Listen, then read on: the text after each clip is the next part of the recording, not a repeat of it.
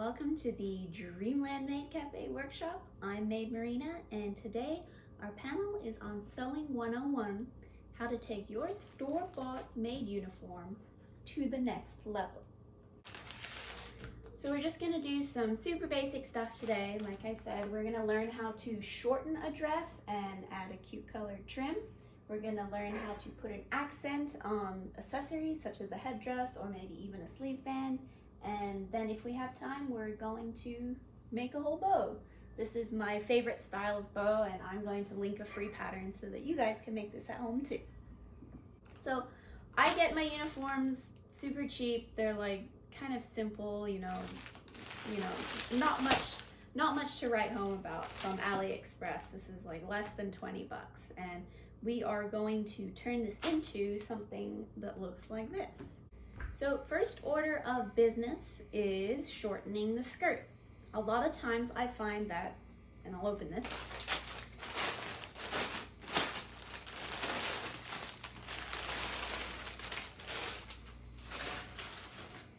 a lot of the times I find that the dresses that you buy online are way too long, or at least for my liking. It may not seem very long right here, but compared to what is actually on the mannequin, you can see that I've taken off a good like 3 to 4 inches there. And just in my opinion, and I mean this is up to you, I personally like to see the top of the thigh-high sock. I think that's sort of very aesthetic and that's part of the look. But if your dress is too long, you cover the top of the socks and it looks like you're wearing tights. Nothing wrong with wearing tights, but if it's not what you're looking for, if you're going for that true Akihabara style, you may want to shorten it. So, and let me just pull out the apron here.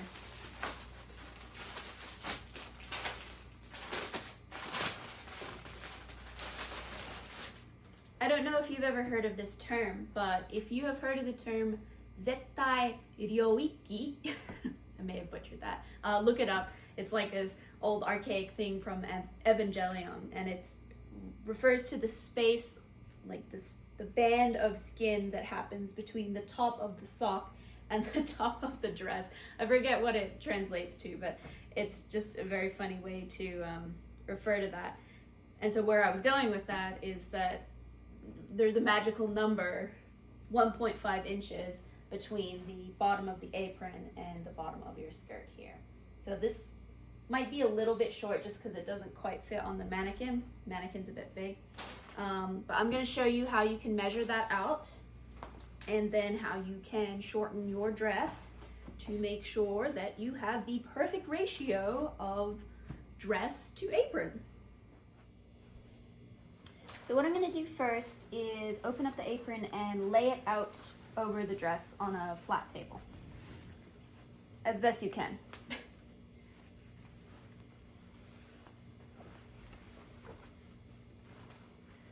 So I want this flat band here to hit the middle of the waistline. So I'm just going to put it right on the center there. You can also do this while you have the dress on to get an even better sense. So now that I've got that set out flat, I'm just going to measure about 1.5 inches from the bottom here. And so you can see that there is a little gap between where the 1.5 goes. So if I do this, I can see and really flatten it out. It's probably easier to do it if it's on you. And I can see that there is about 3 inches of space. So that tells me that I want to take off 1.5 inches from this bottom hem. And I'm going to take it to the sewing machine and show you a little hack of how you can get a nice even band all the way around, because I guarantee you if you just freehand that, it's going to be a bit wonky. Okay, so I'm at my sewing machine now. I'm going to start at the back here on the back hem. Now what I like to do is, mine has a 1.5 inch marker here, but if you did not, what you can do is just throw your ruler underneath here and you can mark with like a piece of tape how far it is that you want to go. And this will make sense in just a second. So let's say I wanted to take off 5 inches. I'm going to put the ruler under there, and then I'm going to put a piece of tape here to mark where it should go. We don't need to do that in this case because we have the 1.5 marker, but let's go. So I am going to throw this under there, and I'm going to put myself on a basting stitch. And what I'm going to do is I'm going to sew using this guideline all around the dress, and that's going to give me a cut line. There's might be other ways to do this, but if you're okay with wasting a bit of thread, then I would highly recommend this. It's very fast and it's very accurate. No need to fix. So let's go.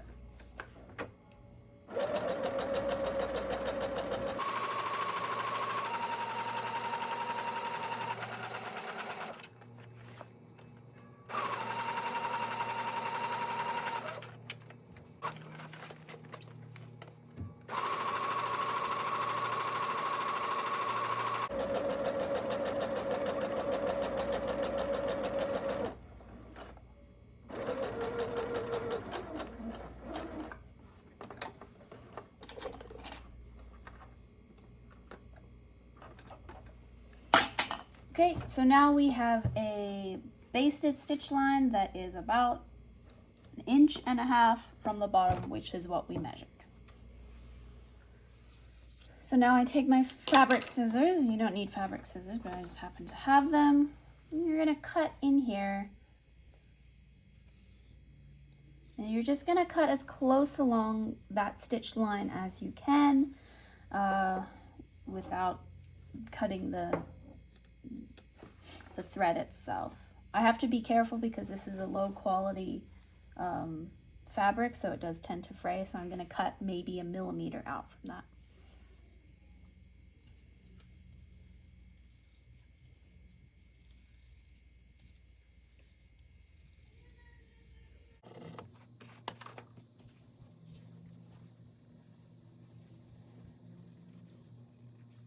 I also forgot to mention, if your dress already has ruffles on it, I know a lot of dresses do, or a trim of some type, you can actually go in with a seam ripper and take that off the entire end of the dress, and then after we cut it like this, you can apply it straight back onto it. There are different types of ruffles that might require different kinds of finishes in order to reattach them. But if it's something as simple as a little ruffle, you could most likely do what we're going to do right now, which is put a bias tape on it and then sew on your ruffle underneath. Getting a clean look with the ruffle without the bias tape is a different process that might be a little bit above this 101 class. But you can always remove the ruffle if you like this style better. Sometimes for me the ruffles are a bit much or change the shape of the dress, and we like to go for something cleaner like this. So we have just completed trimming this off. It is now 1.5 inches shorter. You might want to keep this in case you want this exact color somewhere else on your accessories. And we're going to go ahead and attach the trim now. This is a 1/2 inch double fold white bias. Obviously you can use whatever color you want, and you don't have to buy this much. Oh, but if you're going to the store, make sure you measure it first so you know that you have enough. Because I do a lot of maid dresses, I bought a whole 55 yards. You'll probably need less than 3. I'm going to put this over here. I know a lot of people like to pin their bias tape, but in order to fit this in this panel, we're going to skip that step, and I'll show you how to apply it without pins, which unfortunately directions are just do it, but at least you can see me do it right here.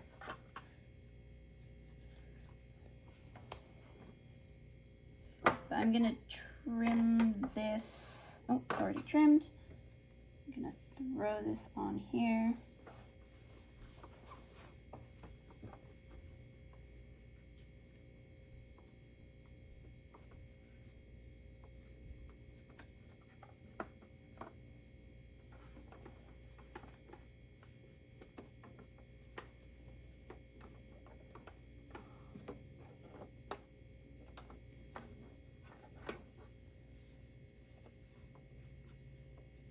So I'm going to set my stitch back to, I think, usually 3 or 3.5 is good, just because there is no weight or load on any of this trim, and you'd just be wasting thread if you used a 2.0. Plus, if you want to see the thread lines, you'd want it a bit bigger as well. We're going to try 3.5 for this.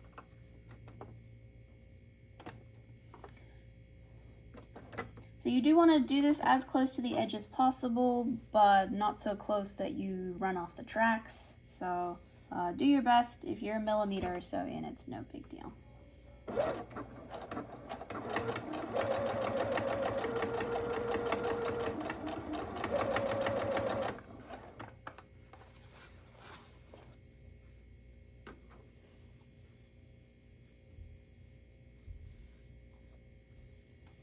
The biggest thing is to remember that this is slightly curving around, so don't force your fabric in a way that it doesn't want to go.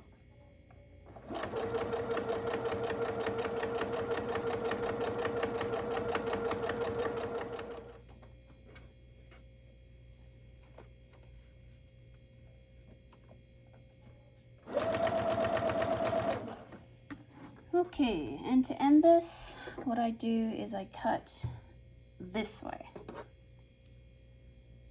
Just kidding, I cut this way at about 45 degrees. Line that up, also trim this in advance.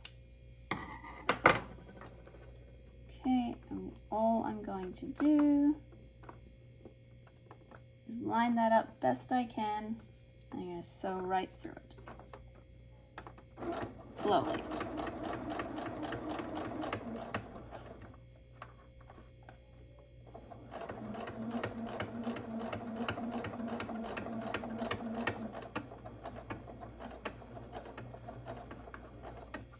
And then I'm going to back stitch over that.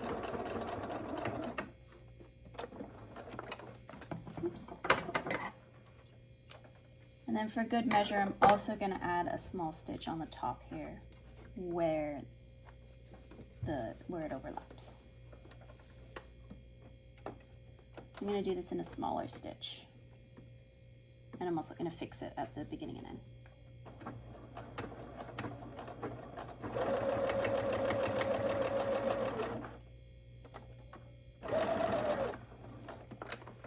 If you're worried about fraying, you can fold it over, and you can apply some fray check, but I don't see a need to do that. And so there we go. That is a trim already put on. Let's go back to the table and see what it looks like.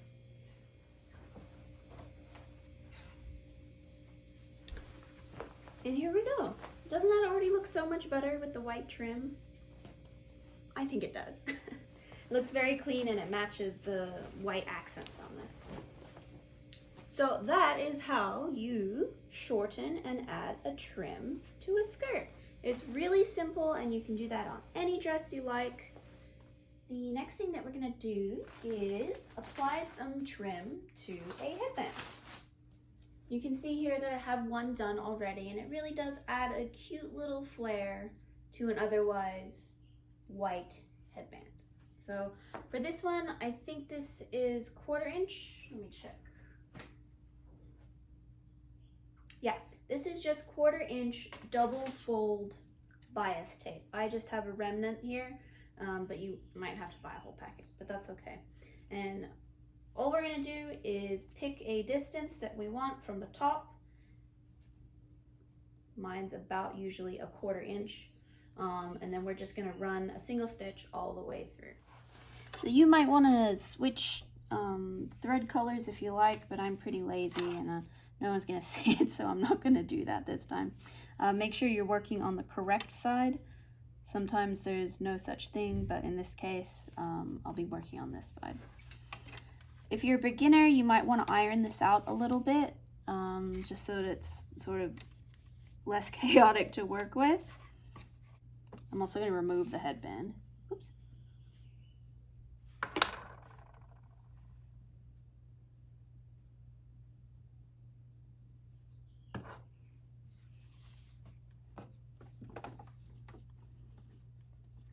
I'm going to give it some extra. I'm going to start about here. Oh, also, Most bias tapes have one side that is a little bit longer than the other. In this case, you can see that the back side there is a bit longer, so I am going to want to work from the other side here so that we don't see that double fold. And I'm really just going to eyeball this because when you actually have it on and it's ruffled the way it's supposed to be, you really can't tell. So because we're only sending a single stitch, I am going to go right down the middle here. I'm going to give it a 3.0 stitch. 3.5 might be too big, but you can use whatever you like. It depends whether you want to really see that stitch line or not. The hardest thing about this is going to be going around the corners. Hopefully you can see here. Line it up to where your destination is on the flat side of this rounded rectangle, and then move it to where you want it to be. And yes, it's going to be like this, but we're going to push this down as we sew it with our fingers. I think my hands are going to block the camera a little bit, but we'll do our best here.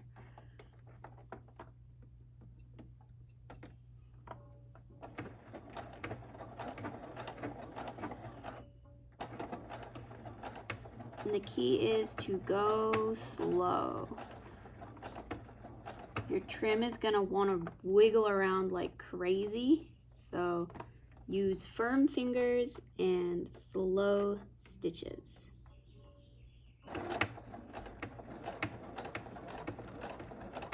And you really got to force it around as you go because it's going to naturally want to slip off.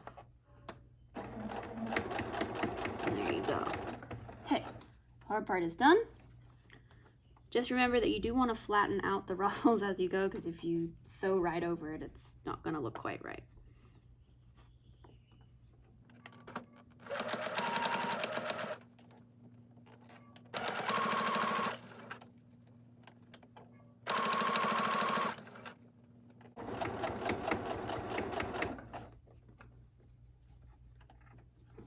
And again, as you come around the corner, line up to your landing place, which is 1/4 inch in, and move it around so that you can push it down flat with your fingers. The rest will come as you go.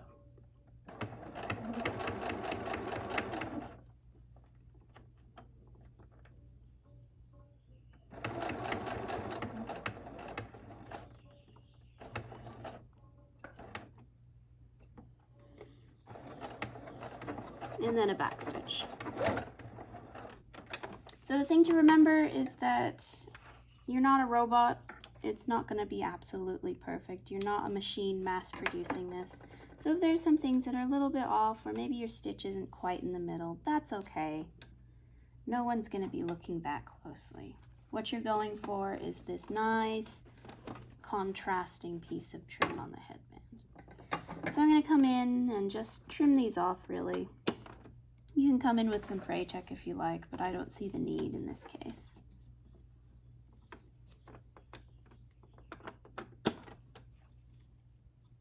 Let's trim off all of our loose ends.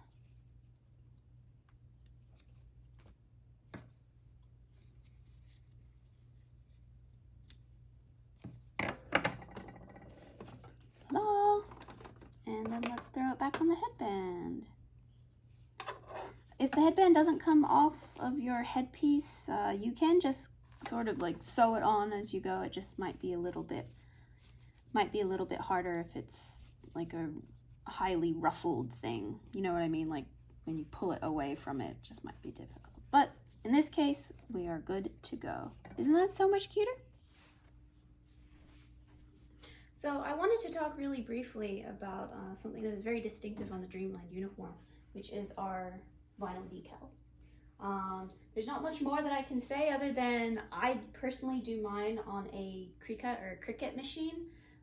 No, I don't professionally send these out to be printed, but hopefully there's someone that you know that has a Cricut, and literally you can just send them your logo file and the software there will print it out, cut it on some iron, and off you go. My tips for that is if you're doing this on several uniforms, you'll want to mark exactly how you measured the placement. For me, I know it's 16 inches from the top here, and then 1 inch from that spot to the E. So just keep that in mind. Also want to tell you guys that maybe you don't want to do a logo and you just want to do a cute decal, like maybe you want to put some stars on your bow or like a paw print or something. You can totally cut out iron on vinyl with scissors. You don't need a cutting machine. You just draw your shape and off you go. And for the last few minutes of this panel, I'm just gonna do a quick tutorial on how to make this type of bow. The things you're gonna need are some pins, a measuring tape, or a ruler.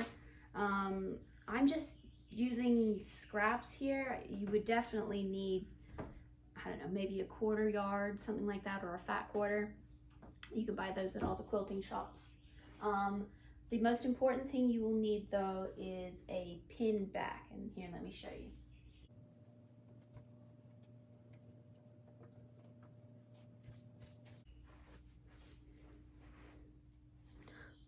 I get my pin backs from Hobby Lobby. I tend to go for the ones that are really light, just because if it's too heavy, it'll weigh down the top of the apron there. If you have a kind of uniform that has a collar though, you would probably want to do something that has a string that can go around your neck, and you wouldn't have to worry about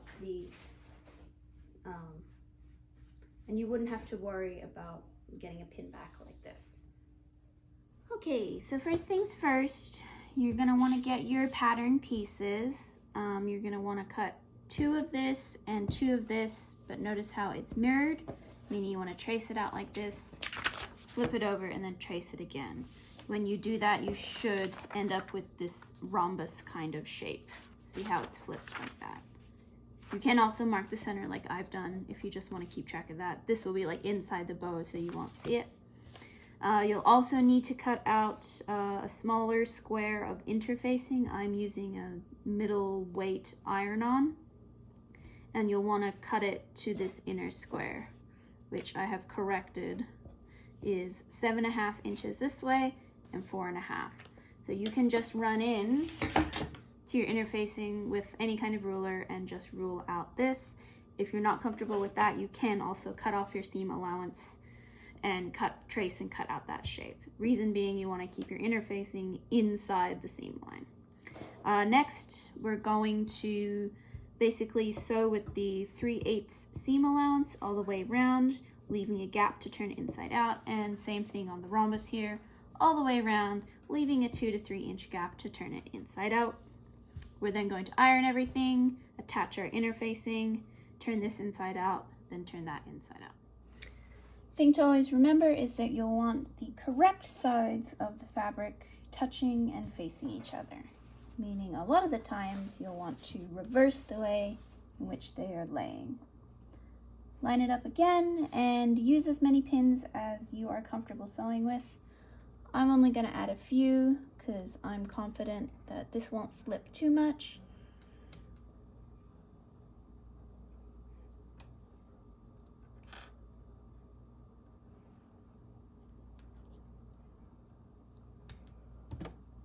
And then we're going to go in with just a normal straight stitch, and let's not forget about our 2 to 3 inch gap right here. That means I'm going to start here, go all the way around, and then stop with the 2 to 3 inch gap. We're also working at a 3/8 seam allowance, so on most metal plates that'll be the number 1, which actually means 1 centimeter, which is very close to 3/8.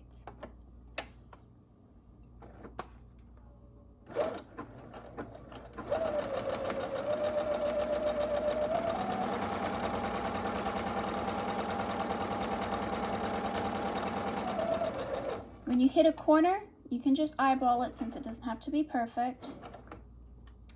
Put your needle in the down position, lift up your presser foot, and rotate round. If you guessed correctly, it should be pretty close to that 1 inch seam allowance.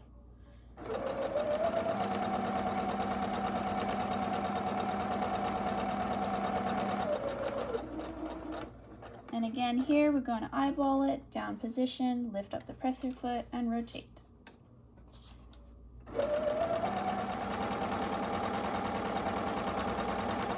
And remember to leave that 2 to 3 inch gap and back stitch just to be safe.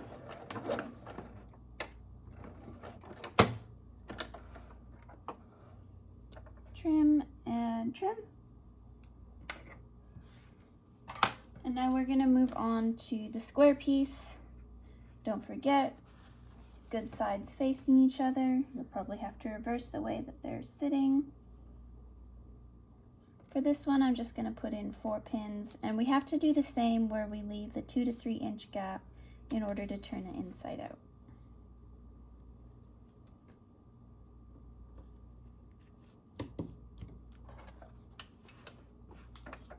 And again, in with the 3/8 seam allowance.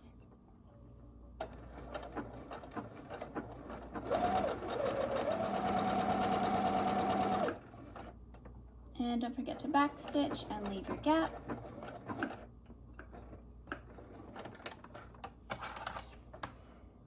And trim.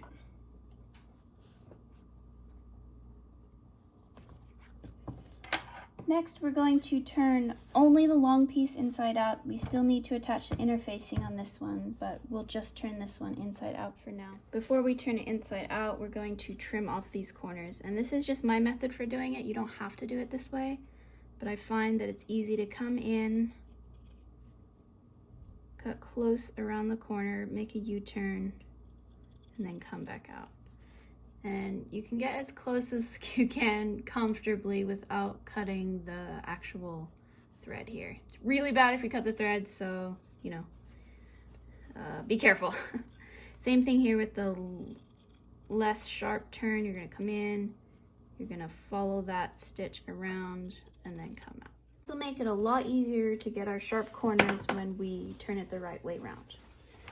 In order to do so, locate your exit here that you did not sew through, and you're just going to gently pull it, push it, grab it inside out.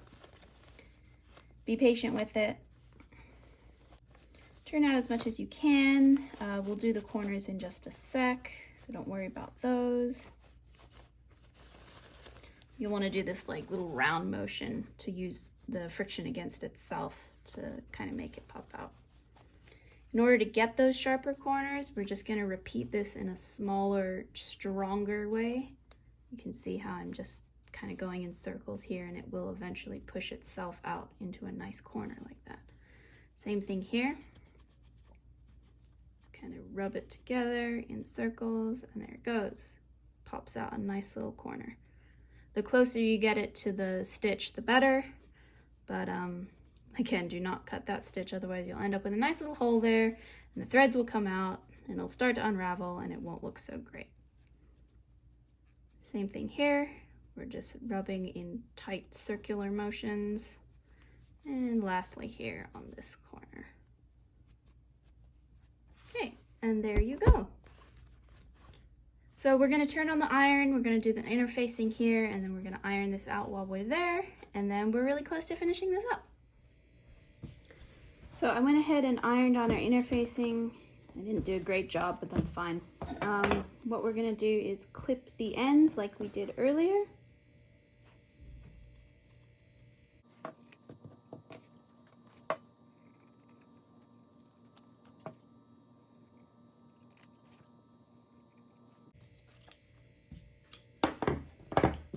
And then we're going to do the same thing, and we're going to turn it inside out. Don't worry about crinkling the interfacing. You can always iron that out. I'm struggling a little bit here because I didn't leave a big enough gap, but we'll deal with it. Just remember to be patient.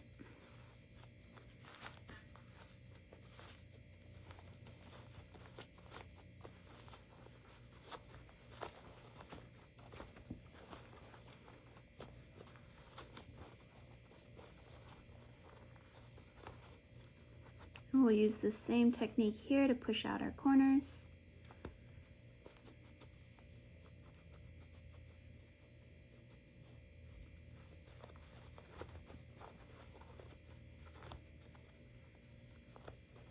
And the side of the fabric that does not have the interfacing iron to it is going to be the front of your bow. Otherwise you can kind of see the crinkles in the interfacing. So there you go. And then you can go back with your iron and iron this out just one more time to make sure it's nice and crisp.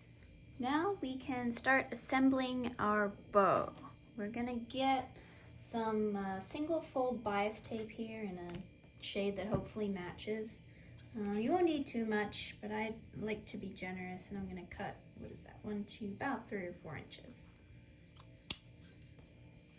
Set that aside. So let's start with the tail. First, you're gonna wanna fold in half, like this. Then you're gonna wanna fold back, forward, and back. And if it's a little bit off, you can go in and adjust the fold so that they're roughly the same width.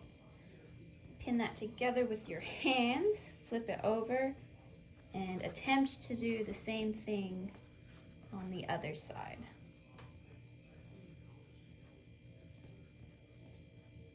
There it goes.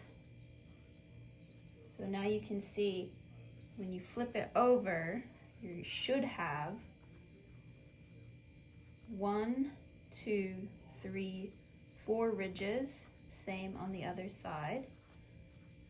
And the front is going to be where this part folds over. So you don't see any of this here. It's all like that. Make sure that's nice and even, and then I tend to put a clip on it. But there are many ways you can do this. You can wrap some thread around it and tie it. You can use a pin if you like, or sometimes I'll even sew it down. It is thin enough just to get through a sewing machine. And as you can see, that looks a lot like the bow tails. Straighten that out, set that aside. Now we're gonna do a similar thing with the top portion of the bow. It also has 4 ridges. So we're gonna fold in half. Gonna fold back, forward, and back. Pinch it, flip it, back. I know this is difficult. Forward and back. You should end up with a nice little bow tie like this. Flip it over to make sure you did it right, and if you did it right, you should have 1, 2, 3, 4. 1, 2, 3, 4. And make sure that your front side here is the side that does not have the interfacing iron to it. It doesn't really matter, but you can see on the back it does look a little bit crinkly due to the iron-on interfacing. If you use a different type of interfacing, maybe this doesn't matter, but for the type that I use, it does. And same thing where the front will be the side where this here folds over. I'm gonna clip this as well. This is a good opportunity to make sure that everything is indeed even. Move this over just a little bit, make sure it's nice and even. There we go.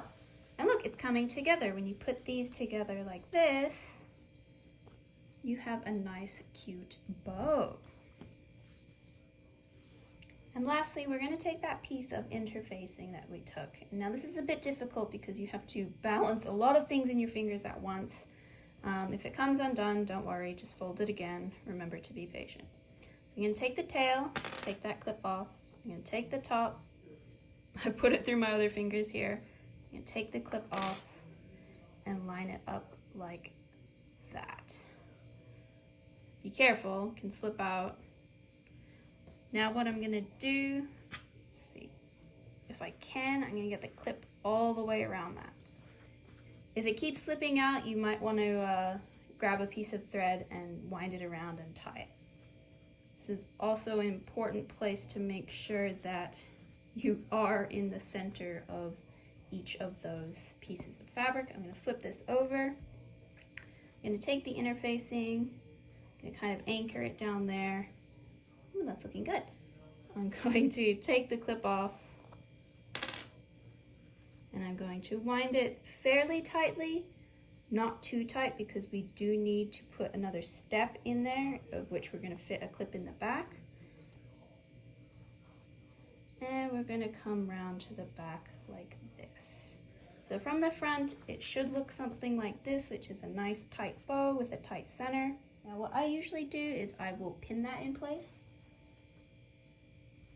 because we will have to go in and most likely hand sew. So I actually changed my mind here, and I am going to use not hot glue but super glue to affix this together, because that is probably an easier and more sewing 101 way to do it. So what you can do is put the pin in a sort of lower area out of the way, so perhaps on the bottom side of the bow here. That way you have the little tail and pin clear of the glue. I'm using some like really super strong, super glue here. Probably have a better time using less product, making less of a profile. So I just jump in like this and just apply some in a crosswise motion like this, so that I know the tail is adhesing itself to its body. Okay, and then we're gonna let that cool, it's not cool, cure, and then we're gonna stick a pin on the other side, and then we're basically done. So once that's mostly dried, you can take out the pin. Now I'm using this kind of safety fastener. I like it because it's light, there's not so much metal, and it has a shape that's going to allow me to slip it under the little wrap there.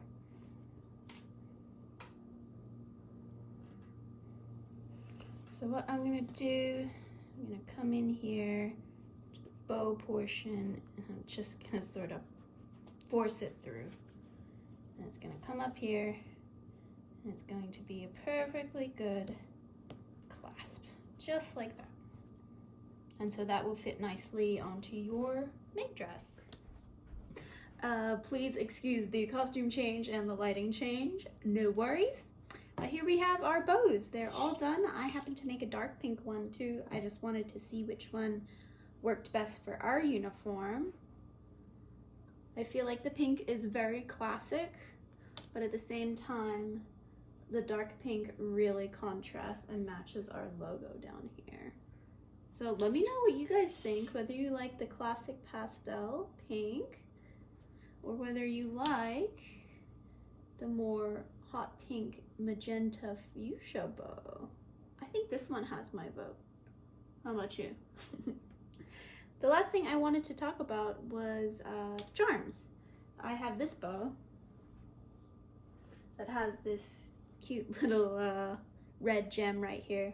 It's a nice contrast, you know, it gives it a little sparkle.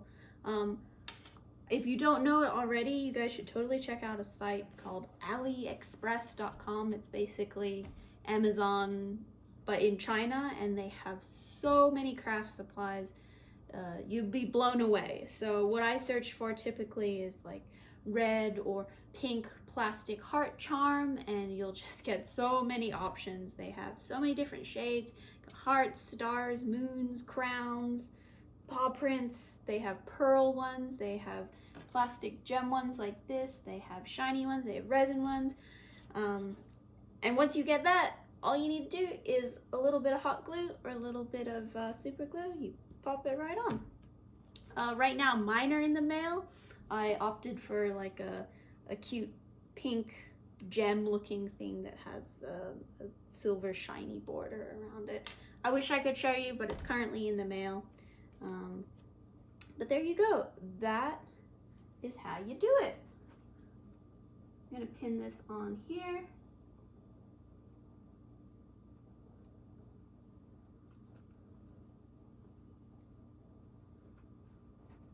Very cute. So in less than an hour, all of our little upgrades have turned this store-bought maid dress into this.